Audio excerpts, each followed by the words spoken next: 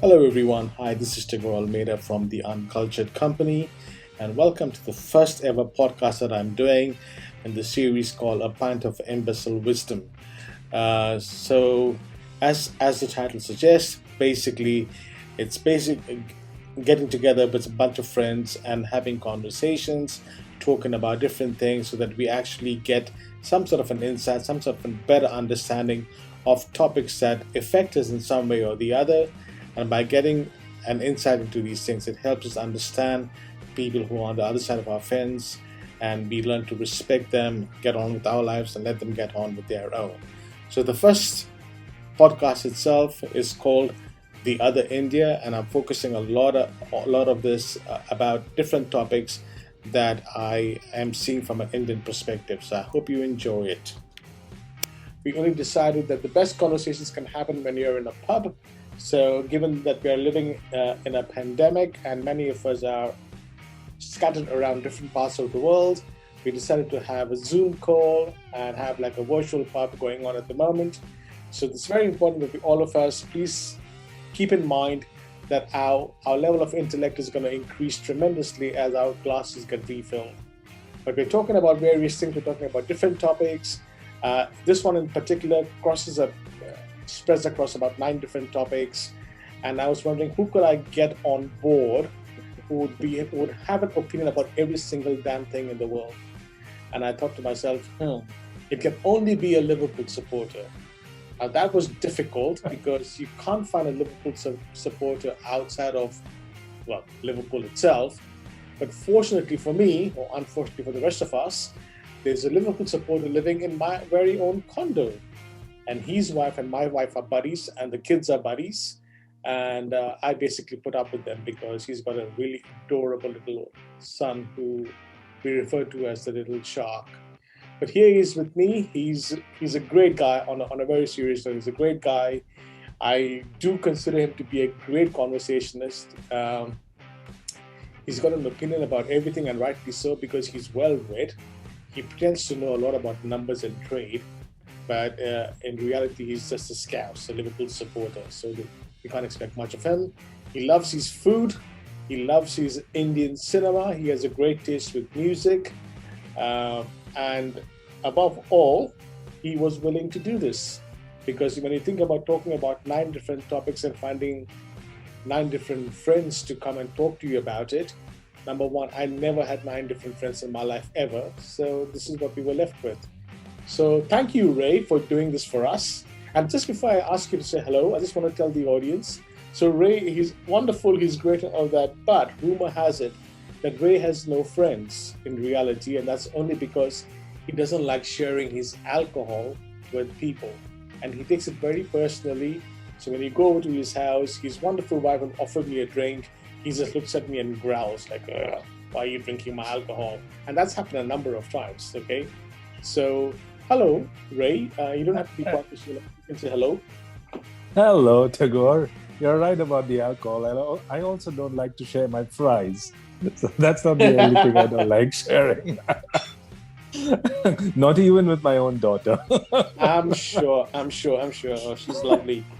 But having said that, okay, credit to where it's due. You guys have had a great season last year, and you're on top of the table as we speak right now, correct?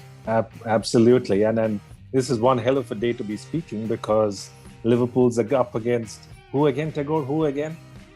Yeah, I know. It's Crystal Palace. Did I hear some glass break in the background? No, I didn't. No, you didn't. And the reason I'm doing this podcast now before the game starts is because in a few years' time, you wouldn't want to talk to anyone out of a complete shame. So just said, let's get it in there. Let's get it done. Yeah, we've had a fantastic, I'd say two and maybe even 3 seasons now. I started following the club in the mid-'80s, but I mean, that's following in a very strange way, right? You see something in a sports magazine once a month. That's not really following. But in substantive terms, maybe 99 or 2000. And then, like all Liverpool supporters over this period, we've gone through more torture than than happiness. All those occasions where it seemed like the next season will be the big season, but it's not turned out that way. once under Houllier, once under Benitez, and once again under Rodgers. We finished second, and then just as it looked like we're going to finish first the next time, we fell away big time, not even close. So it's been a long, long wait, and I think it's delightful to have just the right person for the job. I mean, man's Klopp is fit for Liverpool. Whatever. Sorry, the part of the question may putting you to sleep, by the way, Mr. Ray, so, but that's okay.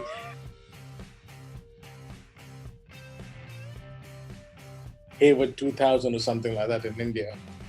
No, it was, to be fair, what he introduced me to was Kingfisher, because you wouldn't find German beer in Bangalore that easily back in the 80s. But I mean, he introduced me to beer in general and said, you have your first drink with me. It wasn't a very big drink. It was probably just a little bit at the bottom of a glass. But I said, hey, this beer thing seems very nice. I don't mind having some more of it as I grow up. Oh, nice. So you're enjoying the beer? Oh, yeah. It's not bad it's an odd day. It's a little bit hot. So it's good to have something like this in the afternoon. Oh, very nice. So my alcoholic journey, by the way, just for the record, started when I was a little kid, and I used to live in Goa with my grandmother, who, typically old, staunch Catholic woman. Come, dusk, we'd all go have our showers, and then we would sit down, and before meal, she always expected me to make her a drink of cashew faney with soda. Oh, nice. It was horrible, with soda. And I used to make her a drink every day, and this is maybe I was in the 7th or 8th standard, I can't remember. And I would dip my little finger into it and taste it and say, good enough for Granny. And, that was it. Good enough for Nana, and I would go and give her a drink. But I never really got into drinking, and I'm still not into drinking that much, even though I lived with a bunch of alcoholics in London. I never really got into it, but I do enjoy a good drink, if you know what I mean. I'm not really a beer person. I think it's a waste of fluid. But I've always tried to taste something that was, different from what the rest of the people drank.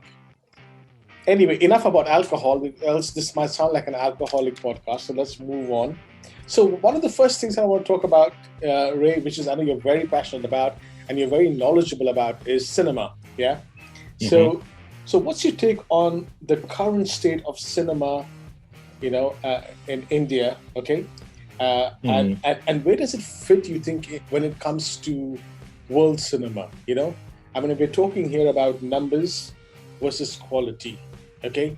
Right. And when I was thinking about that, I really don't want to discard how much, the value of Bollywood cinema, I mean, we are the biggest film industry in the world, okay? Right.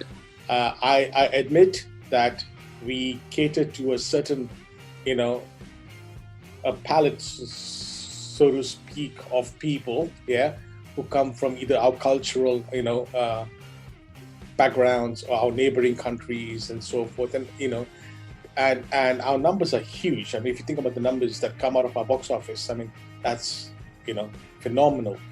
But what do you think about cinema in India? And I think I talked mainly about Bollywood, but Indian cinema goes right from the south, from Chennai. Then you've got Bollywood, and you've got some Marathi films, you've got Punjabi, Haryana films, you've got Bengali films, you got a whole lot of, and lots of other regional cinemas as well, Telugu films. So let's start our conversation with cinema in India and its place in the world of cinema generally. Yeah. So in some senses, this, particularly for Hindi cinema, this, in my opinion, this is possibly the best phase that it's, since maybe the 70s or the 60s. Wow. And I say that purely in the sense of the kind of adventurous filmmakers who find a place in today's Bollywood, if you will, and who can expect to make fairly decent bucks, from making fairly decent cinema. Partly, I guess, the economics of this works better because you have the multiplexes. So these aren't films that can fill up those old huge theaters. You'd need a multi-starrer or a big star for that. But a good story like that would certainly be able to fill up multiple small screens and help make money for everybody in that in the chain in that particular economic chain. I think the Southern Indian films have always been in fairly strong shape, right through, I'd say, the 70s and the 80s and right through till today. It's Hindi cinema which I think went through a really poor creative patch in the 80s and the 90s. You had one brand of cinema broadly called commercial, which made some money, but generally the quality of the production of the stories were quite poor. And then you had the Shyam Benegal types who made movies that were very, very off mainstream, but really didn't get a space because you couldn't fill the big theaters with their movies. That space is now sort of, the two have merged a little bit, and you find a little more interest in the stories. A story maker or filmmaker like Anurag Basu, for example, would not be able to have a presence of the kind he does today, let's say 30, 40 years back. And that's, I think, helped by the economics, helped by studios who are a little more interested in the stories. They still make Student of the Year, but they also make this. A Lunchbox, for example, which would have, what are the chances it would get even noticed in the 80s? But today, in the 2010s, it made a decent bit of revenue there. So in that sense, it's probably the Hindi cinema has been an upturn in the last 10 years or so. Southern cinema, I think, has been in pretty decent shape. The rest of Indian cinema, and you're right, there are lots of others, let's say Bengali and Marathi in particular. I think their catchment areas, and in Bengal's case, maybe it's because the state isn't that particularly economically the strongest state. And in Marathi's case, maybe the challenge or the competition with Hindi cinema makes it a little harder. But these have sort of been through their periods of downturn and upturn, and Bengali probably a little longer downturn, particularly since the 90s. So for them, I'm less sure whether the Bengali in particular has seen the kind of upturn that Hindi is seeing now. But it's a bit of a mixed bag if you look across the country. Yeah, interesting though. Yeah. And maybe just to your other point in terms of its presence in world cinema. And it's one of those great tragedies, right? Only 2 of our movies ever made it to the final list of 5 in the Oscars in the foreign language category. 3, I should say. And each one of them separated by some 20, 30 years from the other. Mother India is a generation away from Salam Bombay, is a generation away from Lagan. And that is a little bit disappointing. I don't know whether it's just which movies we sent across to the Academy, or if it's in some way a reflection of the palette, if you will, of the American viewer. But that is the reality.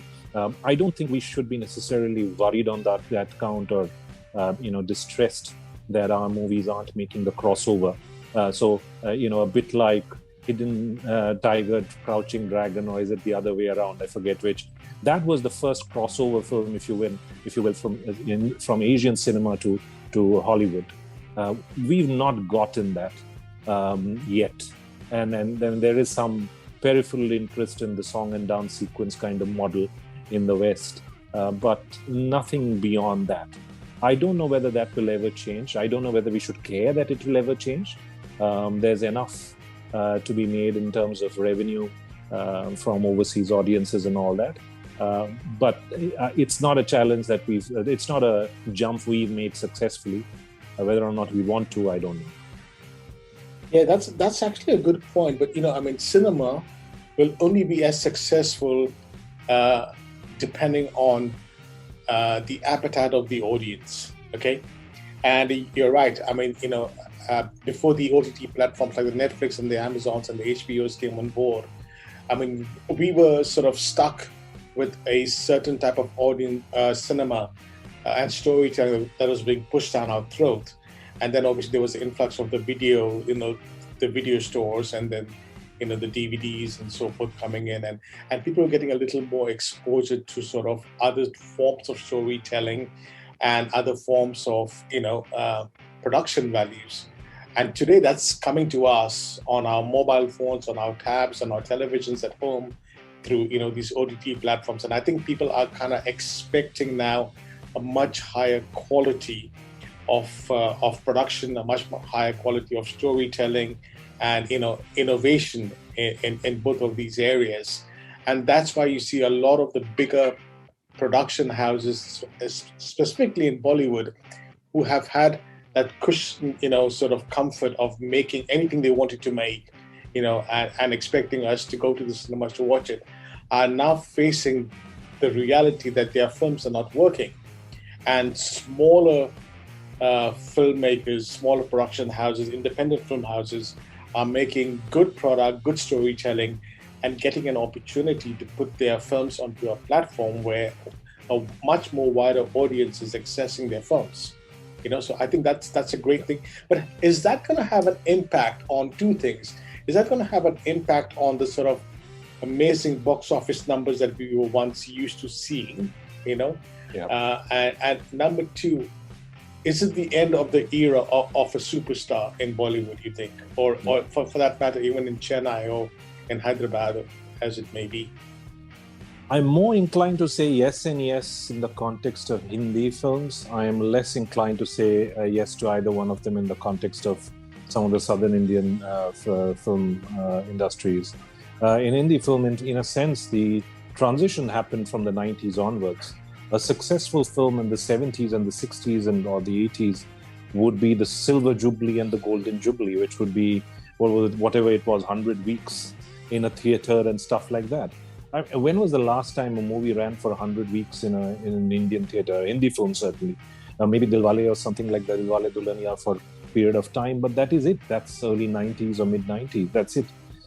You don't look to success in that way. So you can land now it's more like the 100 crore mark, which doesn't require you to have a long run like that. And eventually that too will change. You will probably not find those kinds of initials. These 300, 400 crores blockbuster wins, you're usually with a Salman Khan or a big star like that. But that, to your other point, will also fade away. The story becomes stronger, but it also means, I think, that you don't get the kind of dedicated fan base who will always ensure that the first 100, 150 crore kind of number comes in and then sort of gets built upon as the weeks go by. So you'll find success defined by somewhat smaller numbers. The stars, therefore, start to matter a little less. But then that also means that the cost of production is a little bit less because you don't pay the big bucks to the actors anymore like you did for the Shah Rukh and Salman. But in the end, what matters is have you made money? And I think the two things will balance out as time goes by. We shouldn't forget as well that as India and the middle class gets more prosperous, the cost of the ticket will also somewhat increase over time. And as a result, you just happen to make more money with the same number of people viewing you.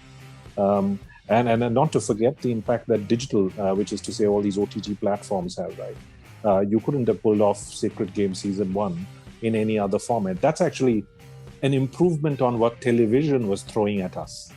So the Balaji and the likes, the Saas Bahu serials are doing... Yeah. It was so sad to see. I mean, when we had just one channel, Doordarshan, we'd lament how little depth there was. But at least there was maybe 3 or 4 decent TV serials running in an average week, and maybe a couple more on a Sunday morning. Can we really say that things improved as we landed up with maybe whatever it was, 20 Hindi language channels and so on? Not really. You probably struggle to find those same numbers across all those 20 channels. So now with particularly Netflix and the like, you're seeing a bit more of that as the pressure of having that 30-minute, 13-episode format goes away. You can be a little more flexible with what you do. Wow, yeah, I guess so. We could talk forever about cinema because I know how passionate you are and how knowledgeable you are about not just the creative side of it, but also the the commercial side of it. And as I said, we could talk forever, but I'd like to move on to another topic. And both of us having come from Indian backgrounds, another thing that people keep talking about, and I don't know, do you want to get a refill before you answer the next one, because it's quite intense, by the way. Globalization, okay? Right. So coming from an Indian upbringing and an Indian background, okay, what's your take on globalization, and what do you think an average middle class, person in India thinks about globalization? Right. I'll tell you maybe how I view it in terms of personal experience. And I'm sure there have been many like me from the Indian middle class of my generation, saw it as beneficial to their cause. Because if you think of it, right, you go back maybe 10, 15, I entered the workforce in the late 90s, 98 to be precise. But if you went back 10 years or so before that, late 80s, mid 80s, early 80s, or before that, you had essentially, if you were in India and you landed a job with an Indian company, you hoped and prayed it would be an Indian government-owned company. As sclerotic and as uncreative as they were, you picked them because they were safer, and there's a little bit of a social status attached to working for something like that. But they also lacked the upside. There was only so much they would do, and everything was just. There was a ridiculous expression that was once coined. It was called the Hindu rate of growth by an economist called Raj Krishna.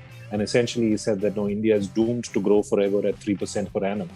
And then he dubbed that as the Hindu rate of growth. But there was no godly reason why it should be that way.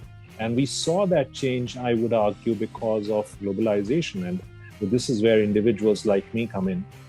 My very first job was with the Tata Consultancy Services.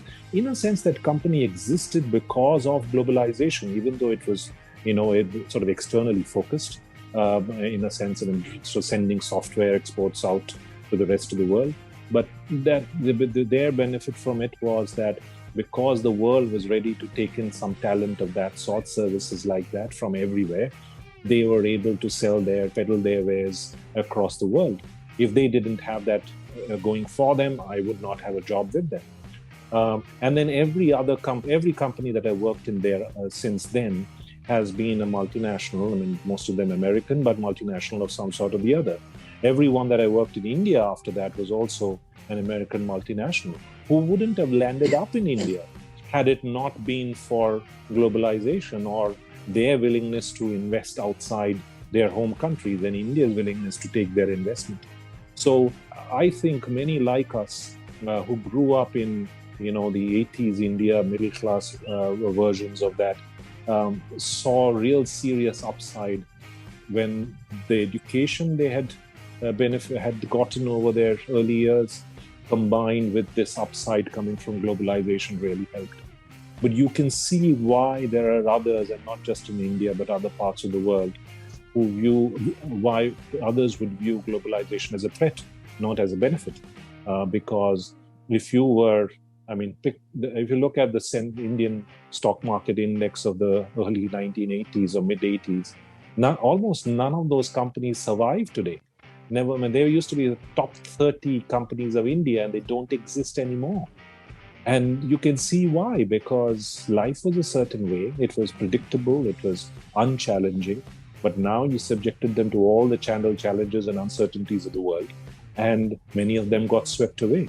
Now, if, let's say, you're not a company or a farmer, you're somebody else who sort of doesn't have the wherewithal to survive an onslaught like that, you can see why you're on the wrong end of the equation on that, and why people feel that some people benefited, but others didn't.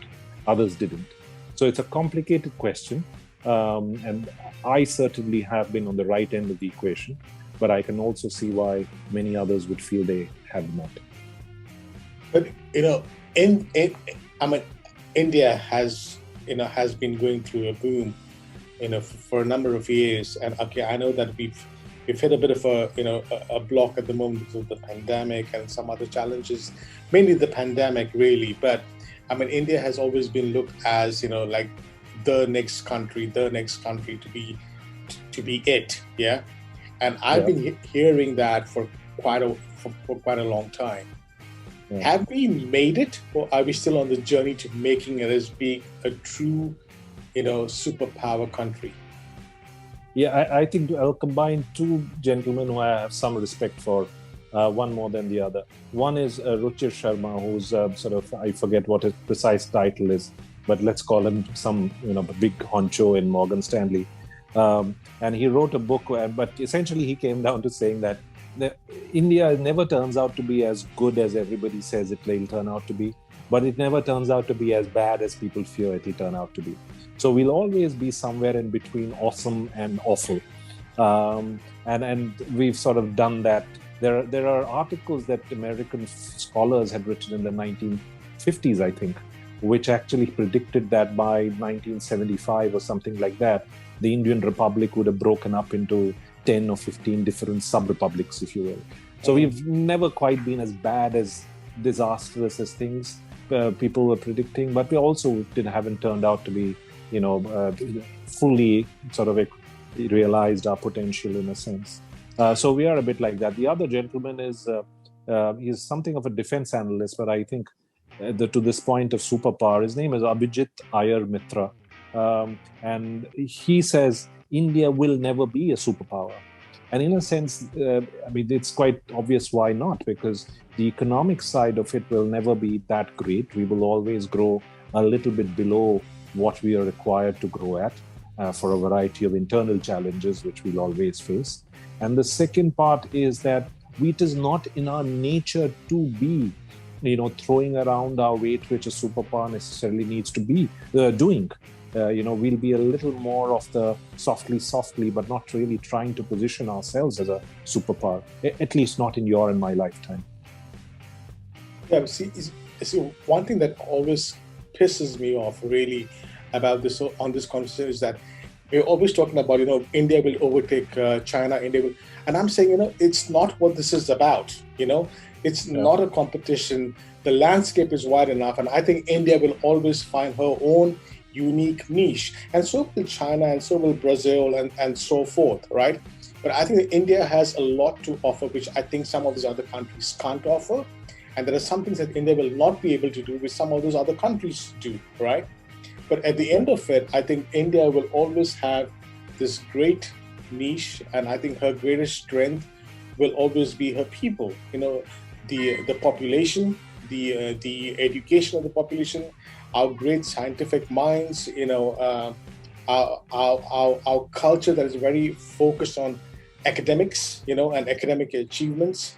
I know that's kind of slightly diminished in the past decade with everyone trying to be a Bollywood star or a TV or a YouTuber and whatever. But still, at the end of the day, a middle-class family still have aspirations for their kids to become doctors or lawyers or engineers and so forth. And that is always going to be, one of the biggest strengths that India will always be able to fall back on. Don't you agree? I would tend to agree with that. Our propensity for survival is very, very strong. And, then eventually it's everyone's ambition drives the country as a whole. So this is at the top. Yeah. It helps if the right person's doing the right. Yeah, it helps if the right person's doing the right things at the top. But even if that isn't the case, you will find, things going fairly well. One of the great examples of this is Italy. Italy's had almost a prime minister a year for the last 75 or 80 years. And so there is no such thing as political stability. It can't be that all 50, 60 prime ministers are awesome. But yet the country over time has done fairly well. So in a sense, we are a bit like that as well. The ingenuity or the sort of the ambition of the Indian people will thrive no matter what the political class does. If the political class delivers, then that will be just awesome. It's during periods where it's been a double benefit, and therefore we've seen big periods of growth. Occasionally things have been one-dimensional, but we'll still do well irrespective of what happens. I agree. And I mean, I know a lot of people don't like to talk about this. I'm talking about the current government in India and so forth. And there's, obviously there's two sides to everything, right? But the fact of the matter is that the current government has come into power and has been re-voted into power as well. That means a majority of the population want that. Yeah. And I think when somebody comes into power, it's up to us, all of us, to be able to support that journey and where needed to challenge it in a democratic way. Okay. Now, many might argue with me saying, well, maybe our rights have been taken, but I don't think it has been. I think we still are a great nation, and I think we still have great aspirations for ourselves, and I think we will. We might not be up there, where people expect us to be or where we expect ourselves to reach, but we'll never crash either, as you rightly said a few minutes ago. Yeah, and I'll just say second one of the points you made along the way, which is that Arvind Subramanian, who was chief economic advisor for most of the first of the Modi terms, first of the first 4 years, I think, wrote an article just before he became chief economic advisor, and he wrote that Modi may be coming to power, but he'll soon realize that he has very circumscribed power. In other words, the power is there, but is also very, very restricted. There is much that is in the realm of state governments. There is much that is in the realm of courts. And as much as we'd like to think otherwise, the courts have genuinely a mind of their own. They make up their minds in their own independent fashion, often in sometimes accurately, sometimes not so. But therefore, you don't have the kind of single desk authority that some people would think comes to the Prime Minister of India. So you can try a lot, but some things will, even if you pull it with all your might, it will move to some extent, but it won't move to some other extent. So talking about globalization and everything, that leads me to another question I want to talk to you about. Food. And I know you're a big foodie. I've been to your house a number of times. And man, absolutely, after I've been to your house, it's always a food coma. I need to come and not talk to anyone. But food. How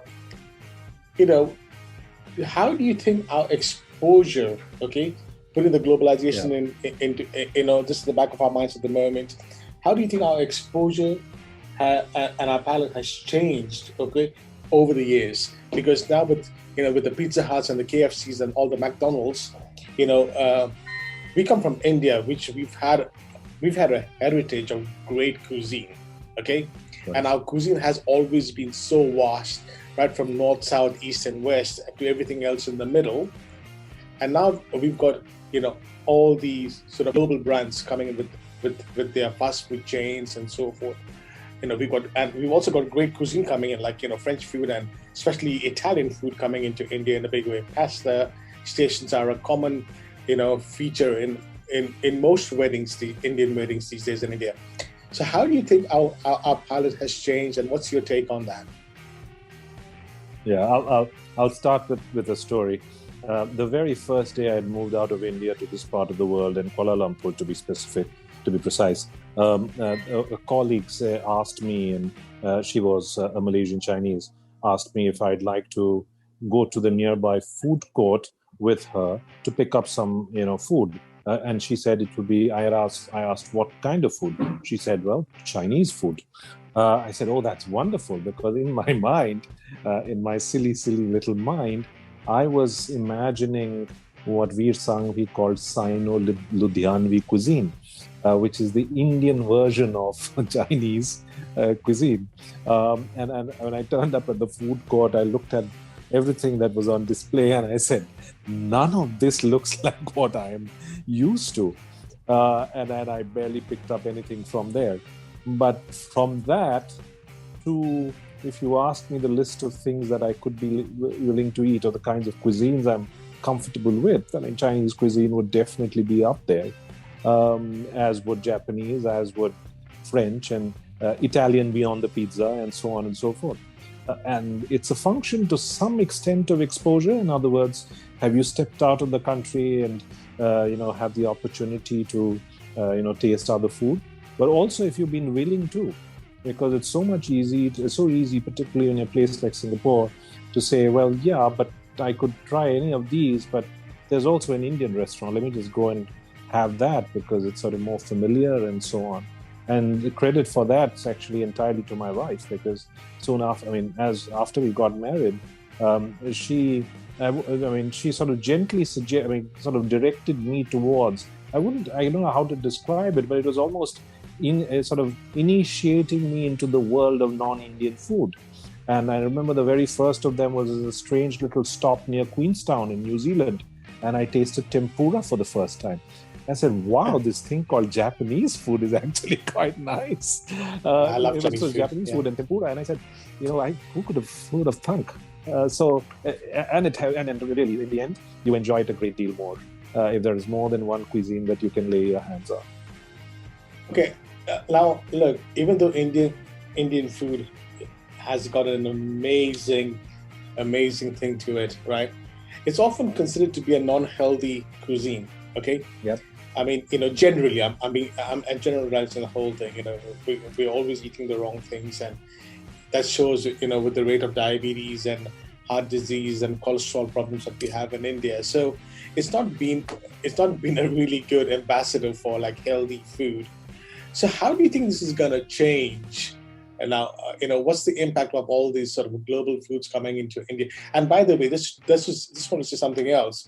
I mean, we as Indians have ruined what Chinese food means, by the way. And as you rightly said, what you get in India as Chinese food isn't really Chinese food, And I think if China ever sued us for that, I think we'd lose in court. Yeah.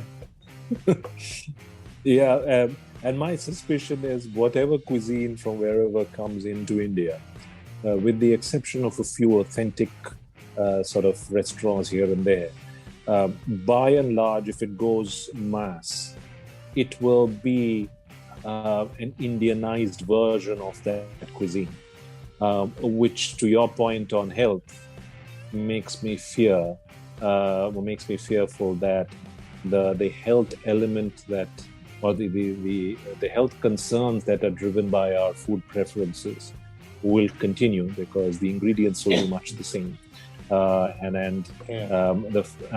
You'll just have Indianized Italian food and Indianized French food and Indianized Japanese food and so on and so forth.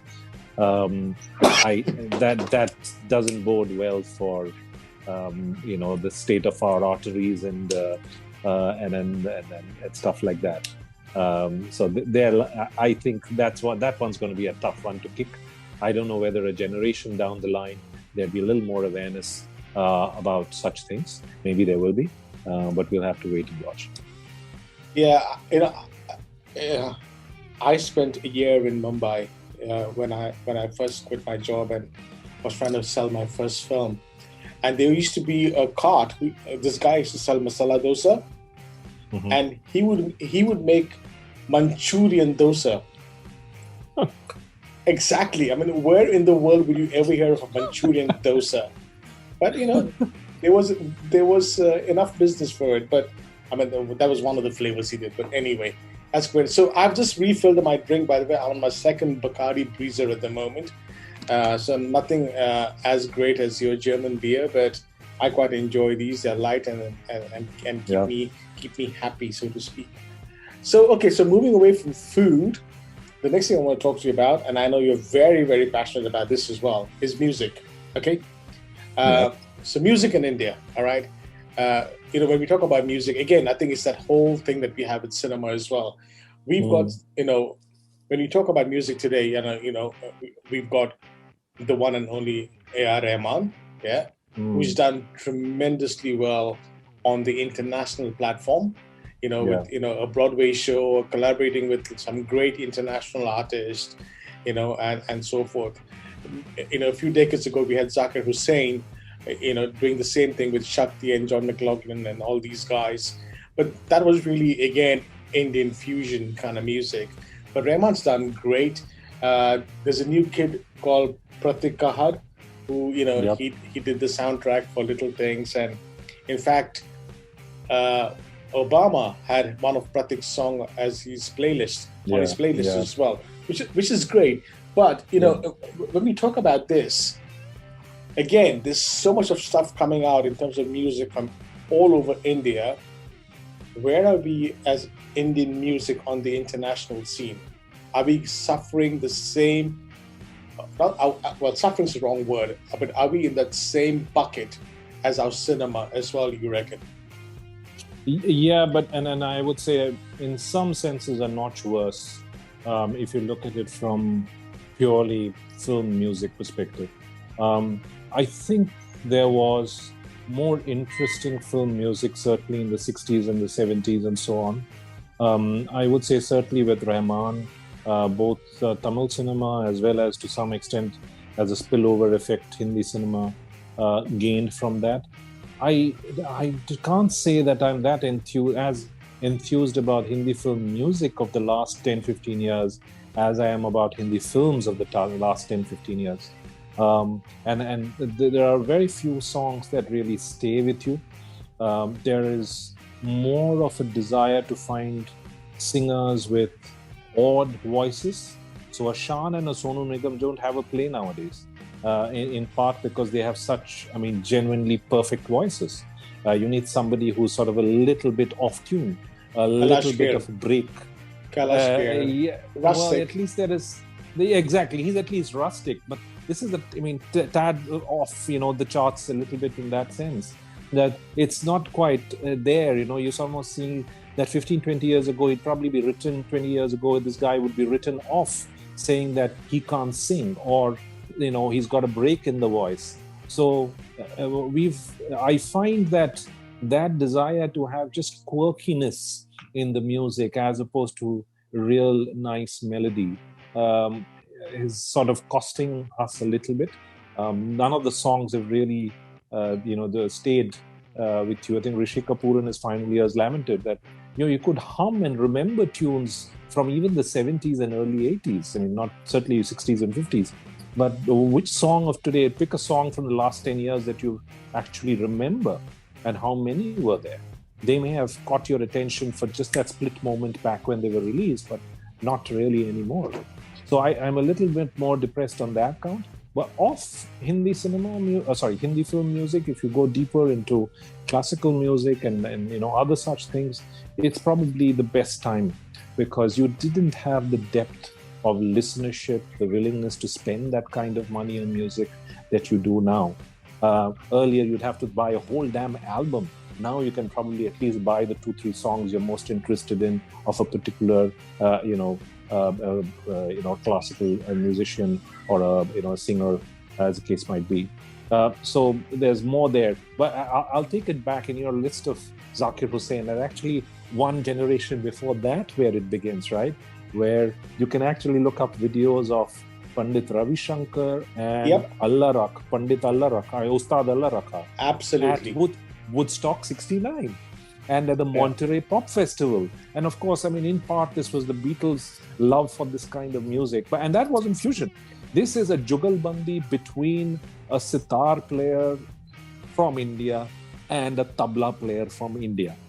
This is plain old music from people who are probably listening to Jimi Hendrix. And there's the Monterey Pop Festival. You can actually see Jimi Hendrix at one point sitting in the sitting in the audience, right at the front row, and just swaying to this extraordinary jugalbandi happening on stage between a sitar and a tabla.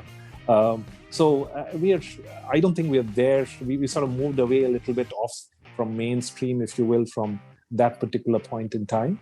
But there's a chance we'll get there in another 10, 20 years when, some of the younger classical musicians sort of make their presence in the world stage. But you'd need that little spark, like something the equivalent of Beatles, just kind of helping you get noticed on the world stage.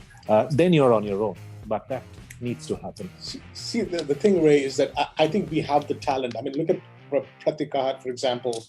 What an amazing talent! What a wind of freshness he's brought to the music industry in India. Okay, but the problem is that he's getting drowned by all of these ripped, synthesized, looped around Bollywood music that has dominated the market. Even in the 80s and the 90s, you had an Indian pop culture happening parallel to Bollywood, and I mean parallel to cinema music. Okay, so you still had bands like Euphoria, you had Shiva, you had Rock Machine or Indiscreet as they were later called. You had Vikas Balla did an album. You had Alisha Shinai.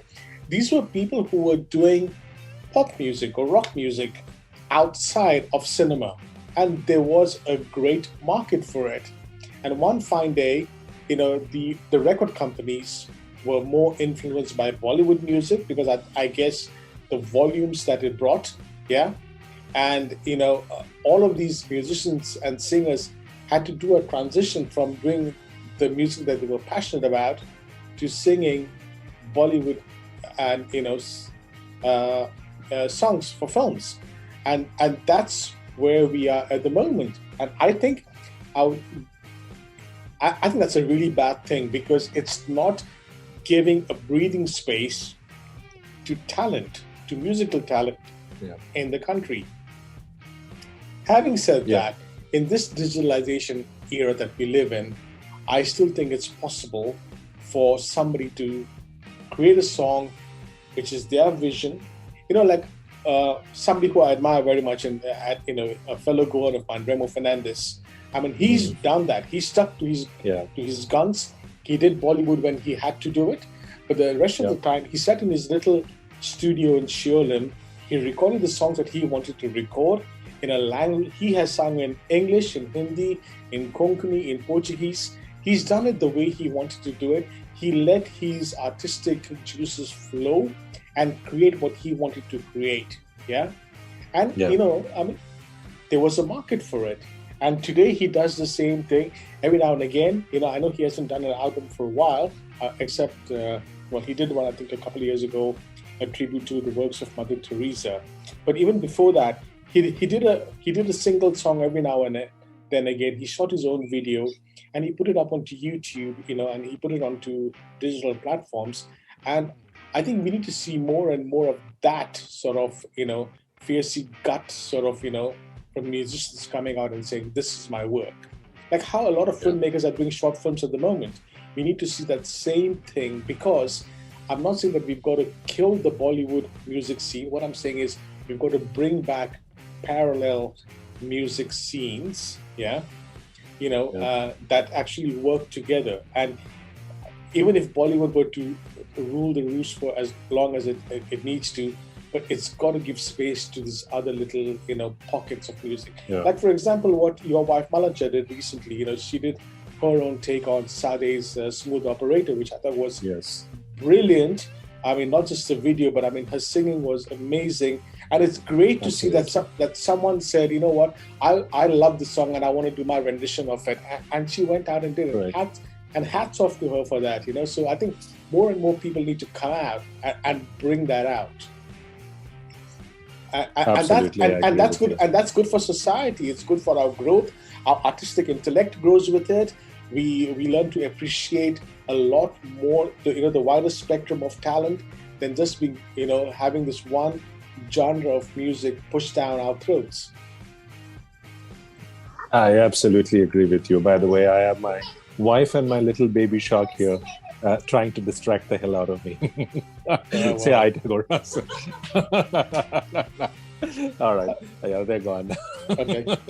I've shamed them enough. Yeah, no, that's right. I absolutely agree with you. I think I think the bit of this was there, and I felt in the 80s as well, but for a slightly different reason. Back then, my sense was that the absence of spending power amongst the Indian listeners probably made it a little bit harder for somebody who wasn't just involved in the film music to make money, particularly a singer. But I would have imagined that there'd be far more depth in that market by now, but apparently not. And that I agree with you, is a bit disappointing. Yeah, I mean, I really miss the time when even when I was in London, I would come back to India for like a few weeks, and one of the things I used to love doing was going into a music store and finding out what were the music albums from Indian artists, Mm. And I'm not talking about mainstream Bollywood music, but I'm talking about Yeah, like parallel sort of a music industry, yeah. who's done what, and just buying these CDs and these cassettes and taking them back with me to India because it was actually my connect with a Mm. certain pop culture of India, that I wanted to keep alive within me. So yeah, Mm. I think that needs to be revived, and I think we really need to see a lot more of that. So from music, the next thing I want to talk to you about is sport. Now, Right.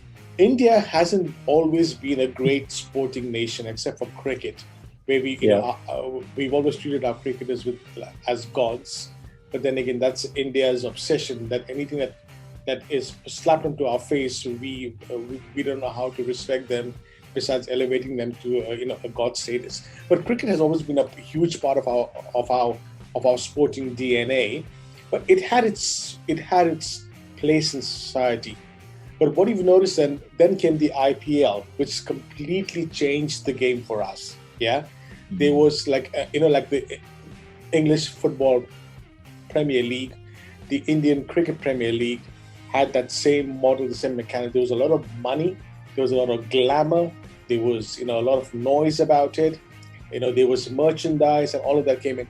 And then they did the same thing with Kabaddi, and I think now they've started there was a hockey thing happening, and I think there's now a soccer thing happening as well in India. Yeah. But obviously, IPL being the biggest thing, which is all great because it's created a huge opportunity, of employment, of passion for the sport has elevated. I mean, the monies are incredible. There's opportunities for smaller businesses to get involved in the whole thing. Has this particular thing, you think, Ray, diluted the passion for sport in India, or do you think it's elevated the interest in sport in India? I think it's done more of the latter. I don't see this as having diluted interest. Certainly not in sports outside of cricket. In cricket, what the IPL did, in my opinion, from a spectator standpoint, is there was an audience which was not interested in Test cricket. They didn't have the patience for it. And maybe even not even for 50 over cricket, because it was a day-long commitment they weren't interested in. So for that particular audience, and maybe for a few who were also interested in Test cricket, the T20 format was ideal. That doesn't mean that people like me who are more interested in Test cricket wouldn't still sort of want to watch that kind of cricket. But this was just addressing a slightly different audience, which is fine. It also gave exposure to young Indian cricketers, by the way, who normally you probably have to wait another 3-4 years before they came in front of a genuinely world-class fast bowler or world-class batsman. Instead, they got that opportunity relatively early in their careers. And that helps their development because they see the attitude and the approach of a top-class player like that. And finally, of course, for somebody who is unlikely to ever make it to the Indian team and may only have the chance to play Ranji Trophy and then other domestic tournaments, this is not a bad way to make a decent living. And that is important as well. There are going to be lots of players who just don't make the grade. They can make it to an IPL team, play decent seasons for them, and make much more money than they would have otherwise, which is perfectly okay. I find nothing troublesome with that. What it did do for a while, I felt, was that there were youngsters who were coming through who were far too satisfied with having made the big bucks in the IPL and felt that was all that they needed to do in life. The hunger to succeed in the other formats, and particularly in Test cricket, was missing with some of those youngsters. I sincerely hope there I'm wrong in my assessment, because that would be a big loss. And we're talking on a day where we just got bowled out for our lowest total ever in Test cricket, 36 all out, and the lowest total in world Test cricket since 1955. So my concerns haven't gone away quite that easily. I think the biggest beneficiary has been a game like soccer, for example. I remember many moons ago, a young Indian player, and I really don't remember his name anymore, he was sent to a Dutch club, PSV Eindhoven, on I think it was a 6-month or 3-month trial or scholarship kind of thing.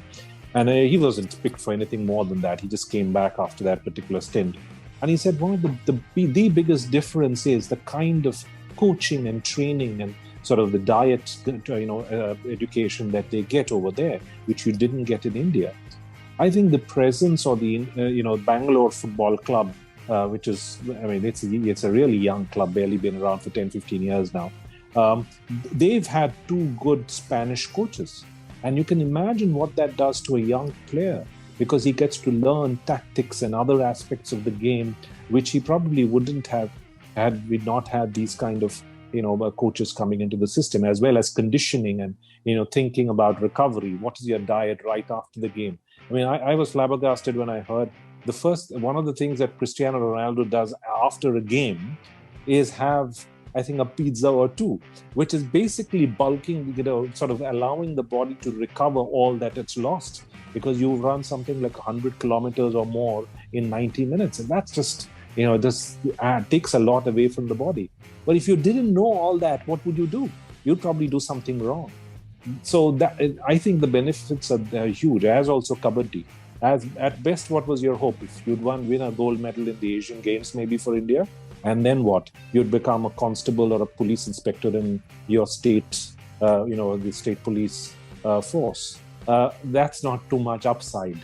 But now with, film stars beginning to, sort of own these franchises, it's useful it's good to have that kind of money going into other sports as well. We've had a disproportionate amount of interest in cricket. I think that was a little unhealthy.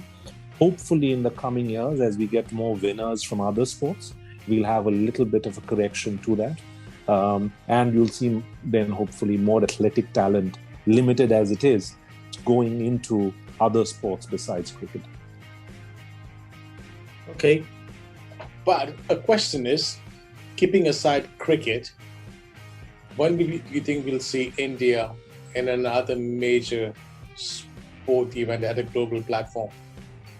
Keeping aside, I think, cricket and badminton. Right. I think our closest chances would be, if you're looking at a team sport, I would say maybe hockey, where we've been traditionally something of a superpower, but faded away over the years and just, occasionally tried to come back up, but faded away again. I think there is some hope there.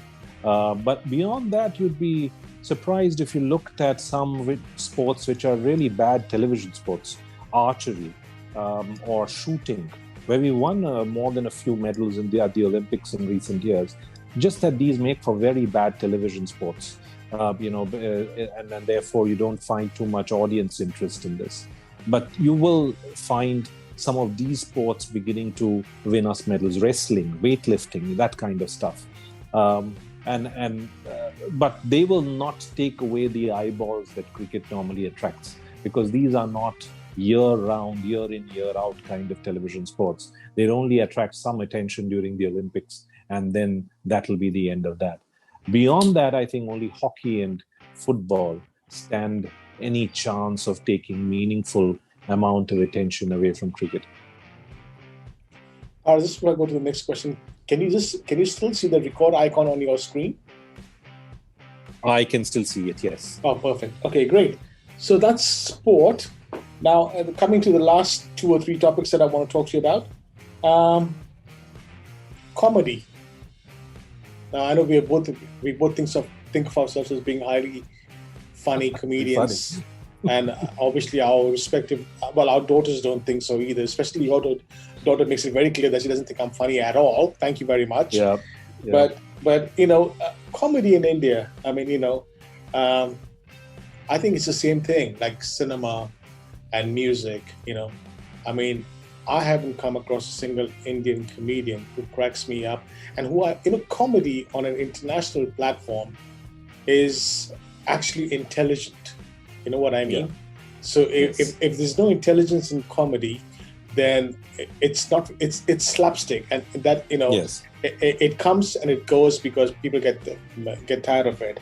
And a lot of comedians, I think, in India today, except for one, I'll tell you who in a minute, a lot of comedians in India today, at least the ones doing stand-up, and especially the ones doing stand-up in English in India, think that they come on stage, they cuss, they're rude and they're arrogant, and they make fun of people and religions and castes and races, and they think that's funny. That will always be funny, okay, to people who've never actually been exposed to proper comedy before, all right? So I just want to say this on record. I think besides Veer Das, I think I haven't come, and excuse my ignorance, but I haven't come across a single Indian comic from India doing stuff that's worth talking about. I don't know, what do you think about it? I'll make 2 points on that. One was on this, some comedians desire to just sort of cuss their way to glory.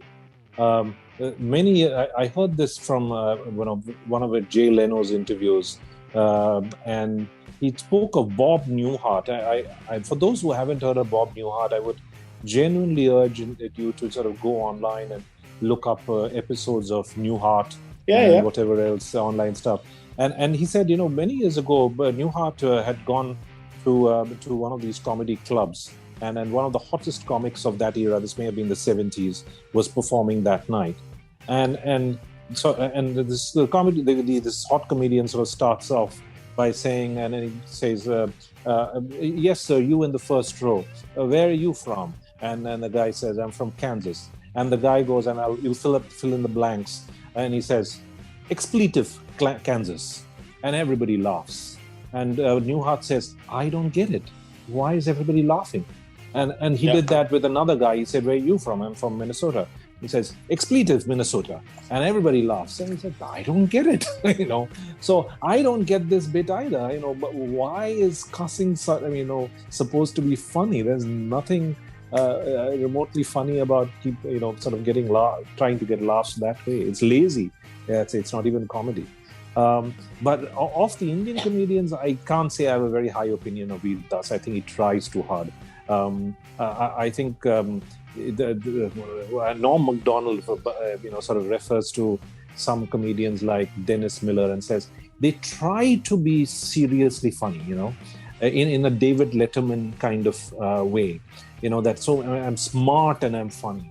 Veer Das, I get the impression it's a bit more of that.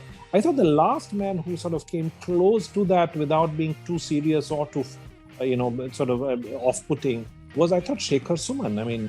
When he was doing, there wasn't really a stand-up comedy scene back then. Talking about maybe 2000 or thereabouts. But he'd host a show on, I forget, it was Sony or whatever other channel. And it'd be, the monologue that he had, it'd probably be 3-4 minutes. It was not bad. It was reasonably funny. It wasn't him making faces. Certainly there were no expletives. He'd probably draw a caricature, mimic somebody, or there'd be a joke about somebody or something else. To me, that seemed like the closest to something that was what it should be. I haven't really seen anybody in the Indian comedy scene who comes close to that, but it'll take a long time. The US comedy scene, and you have lots of really good the stars there in the stand-up comedy circuit. It's been around since the 50s or 40s, and these guys have been through the grime of performing at, comedy clubs with smoke filling the air, and, the pitch dark and maybe one laugh from the back, and you just have to grit through it. You've got to learn how to make the audience laugh and cut your material down to the bare minimum. That kind of stuff will take time. We're a long way away. Veer Das is probably one of the earliest in that the sort of journey. But I can't say I'm really impressed by anybody right now. There are some who do well in a television format, as in an edited television format. But not if you gave them 20 minutes in front of an audience and tell them, now make them laugh. Not that kind of stuff. Look, I personally think that, I think Veer Das, I think has worked hard to reach where he has reached. He's got about, I think, three or four shows on Netflix. He's performed to non-Indian audiences, across the world.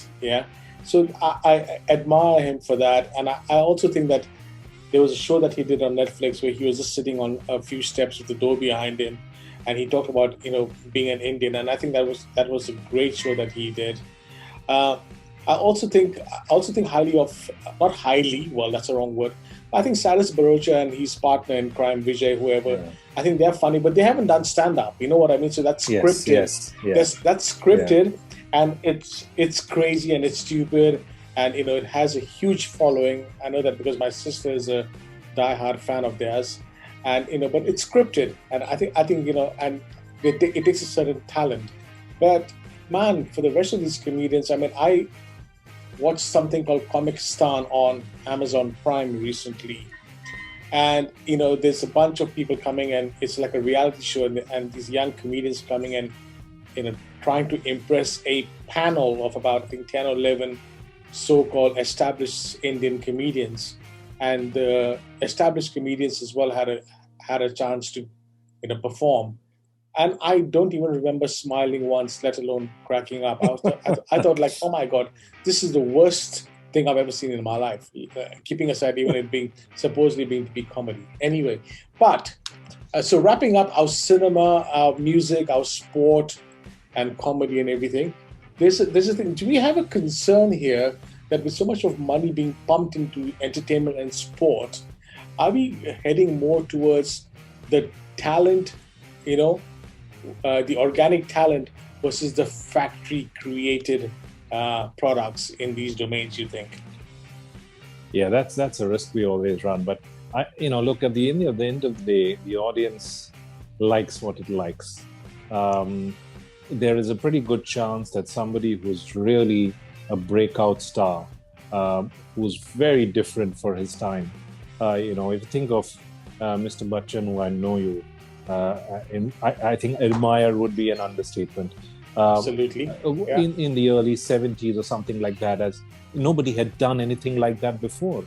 But it caught fire then. Maybe it was, the right kind of talent coinciding with the right kind of mood and many other things put together.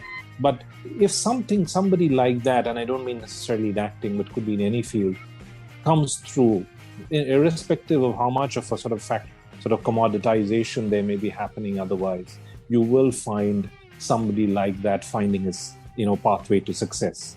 And that's the magic of somebody who's really, really that incredibly talented. That mere factors such as the industry mood and the environment, etc., will not hold them back. Sooner or later, 5, 10, 15 years down the line, they will do incredibly well. So there is always the risk with that, but I'm hopeful that if there is a star to be, a little diamond to be unearthed, we will find that eventually. Yeah, I hope so. I'm just following this guy called Pratik Kahar, and I really, in my heart, sincerely want to see this guy reach such higher scales, because I think he's really talented. He's doing what he wants to do, and he sings in Hindi and he sings in English as well. So I really, really, in my heart, just hope and wish that this guy reaches. And there's so many other people out there, who we haven't heard of, but I really hope that they get that talent and overcome these potbelly guys, from certain parts of India, sitting down and running these film studios and sports entities and music record labels, and saying, okay, isme Hindi rap dalo, hit ho jayega Haryana mein, that kind of sort of factory created, saying, and actually forcing down these pressures on artists, saying, nope, this is what we want to do today. This is the call of the hour. We want to have Bhangra, but with this and that and this and that. And Bhangra to me has been kept alive in the, not just in hardcore Punjab, but by all the Punjabis in the UK. The UK Bhangra scene is tremendously brilliant, and I'm not talking just Bali Sagu, but there's all these other artists, and there's the Dole Foundation, for example, in the UK, who've actually kept that art form alive and are taking it to an international audience. So that's not without money in it. So the last Yes. thing, and I'm quite disappointed with you, Mr. Ray, and I'm never going to invite you for any of my other podcasts because you haven't had a refill. So your level of intellect hasn't actually increased as your glass unless you had a refill without telling me. That's quite possible. Brilliance has its limits, Tagore. Okay, fine, if you say so. So the last thing I want to end about is the identity issue. Yeah. These days I find that with social media and everything else, I mean, once upon a time, we knew who we were because of the surroundings we grew up in, right? Our family values, the values of our community, our society, our nation, and whatever it may be. And today, I'm not saying it's right or wrong, our identity is being influenced by social media, which in itself can be quite artificial. Yeah. So while Ekta Kapoor, contributed towards sort of, ripping apart the Indian value system of, mother-in-laws and daughter-in-laws and infidelities in the families and everything, right? Yeah. I mean, that kind of sparked in something where it said, our audience sat down there and we said, oh, we want a bit of that. You know what I mean? We want a bit of that and kind of stuff. I'm not saying it wasn't happening before, but I think she definitely sort of, fueled the hunger for that. But but it was still very kept within the realms of our culture, if you know what I mean, right? Yeah. And today we're getting exposed, and this is just one part of it. We're getting exposed to a woman talking about her rights, rightly so, and we're talking about people wanting to explore their sexuality, people wanting to go and do different things, which we were never exposed to before. So in terms of identity, do you think we are looking outwards rather than inwards? And is that a good thing or a bad thing? I'm not sure, so that's why the question. And I think that there are effects both ways, right? So if you think about the things that work well there, some of the things that you played out there, right? So getting a sense of the other ways of thinking things, right? So when it comes to sexuality, for example, there are the usual caricatures that have been used in the past. Sometimes looking outwards gives you a sense of, a little more of a more humane assessment of how you should be viewing some of these things. But you also have, one of my pet peeves is, right, when we say things like, all the world is sort of one, and, all these sort of these armies and these governments just sort of create differences with each other. It's a nice motherhood apple pie kind of reference point. But is that quite how, if I start to hold that opinion because I sort of see myself as part of a global village, how does that leave me or my view of my country exposed to the possibility that, look, I am trying to be this nice, gentle guy who's sort of got this overall view of the world, and that, some of these defense and security issues are a little bit overplayed. If only we'd all sort of view ourselves as one, but knowing fully well that there are people in the world who don't share that opinion. So sometimes we become some of these feel-good elements that come through to you when you sort of start looking externally might leave you a little bit exposed to the painful facts that reality throws at you. So that's something that I sometimes feel that, this sense of, for example, there wasn't a communism, for example, is as pan-global a philosophy as you've ever had. But at what point do you start to say that, but my country comes first, and I stop becoming a member of this pan-global order because it is colliding with my view of what my country should be, right? So when those two things come in conflict, what am I first? I think those are some of the things, and that are in danger of being explored.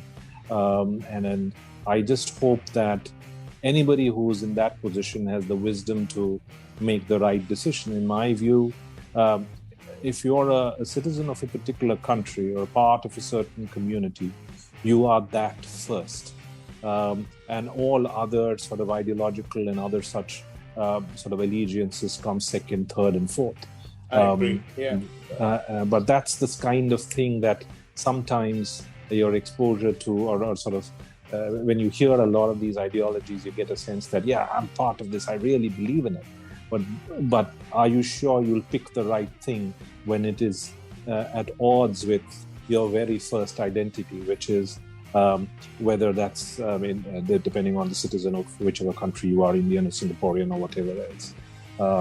So that, I think, is something that's the only part where I feel this whole, looking externally leaves you a little bit exposed. Yeah, I guess so. I mean, if you look at it, Ray, if you look at like our kids, for example, they've got the Indian heritage that's part of the DNA, but they're growing up in a foreign country. Yeah, they're exposed to so many cultures, so many ideologies, at school and socially as well. Right, and they're gonna grow up, I hope, to be proper citizens of the world. Because one thing I think that the world has really lost the plot on is the fact that we've forgotten that each one of us are entitled to our opinions, to our belief systems, to what we want to like and what we don't want to like, and it's personal. You know what I mean? And if you don't agree with what I am into, that's fine. It doesn't mean that that's a reason for you to hate me. Like for example, the films that I make, if the genre of movies that I make, if it's not something that's of interest to you, then don't watch my films. But that doesn't give you a reason to go and hate me or uproot anything that or say anything you want to say about me and my family and my community and my country and so forth. I think we've all got to understand that. And I think if we spend more time in a pub like we're doing and have a few drinks, and we have these conversations, at the end of it, we're going to come out saying, yes, I agree with this guy, or, I don't agree with this guy. But at least we've had that conversation, we understand where we are, and we're going to be able to respect each other's position in this huge canvas called, Mother Earth, and I think that's what's important. And I think there's too many things. I think and I say this very respectfully, every religious leader, every politician, every head of a community, when they talk about these things, there's a hidden agenda.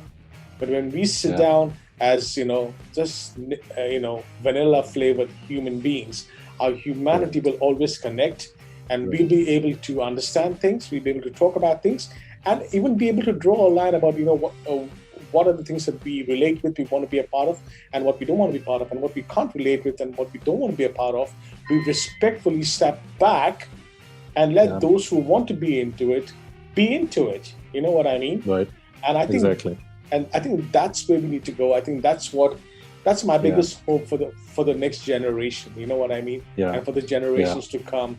That I think globalization, should be credited for it, because people are we are not losing our identity. We might be evolving in our identity, but we're getting exposed to understanding different cultures, different belief systems, different food palettes, different cinema, different music, whatever it may be, and we are finding our own unique place in that, respectfully.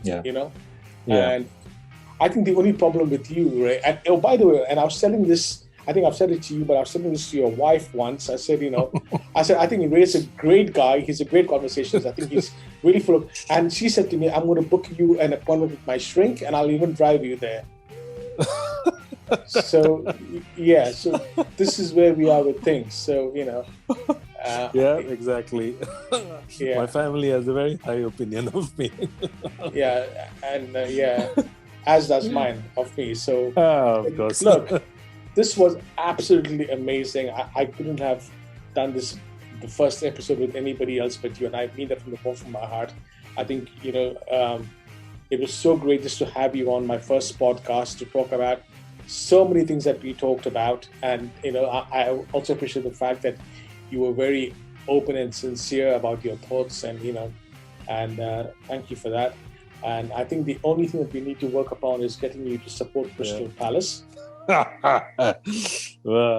And I will call you later on tonight when we've thrashed you, Even a One- 1-0 victory 1-0. over you guys will be something. You know what? Yeah. When that happens later on tonight, tomorrow Right. morning, when you open your front door to get the morning paper, Uh, I'll be there outside your house, all right, with all my Palace merchandise, just waiting to say, good morning, neighbor. How's that? you know the only problem with that? Don't say it, Paro. Don't say it. Don't say it. No, let me say it. It may not be what you expect. I don't get a morning newspaper. Ah, fine. Fair enough. Fair enough. Fair enough. Oh, well. Who knows? Stranger things have happened. Such today, in fact. Yeah. I never thought I'd see the day India got bowled out for 36. But that's happened. So who knows what other strange things are going to happen before the day is to an end. I think all our cricketers, though I think they're really talented, are too busy appearing on Karan Johar's shows or getting married, or getting Bollywood actors. Bollywood stars, yeah. Bollywood stars. Sorry, I accidentally used the word actresses. Sorry, Bollywood stars. Yeah. Oh yeah, of course. Yeah. And growing beards which look exactly like the captains. Yeah. Oh yeah. And that. Of course. Yeah. It's extraordinary how each of them look the same now. Yeah. But anyway, I'm going to let you go back to your lovely family, and I'm going to go and say hello to my girls. And then later on tonight, I'm going to sit down and watch another classic film by the greatest man who's ever lived and still lives amongst us, called Mr. Roy Hodgson. Mr. Amitabh Bachchan. Right. You and your Roy Hodgson.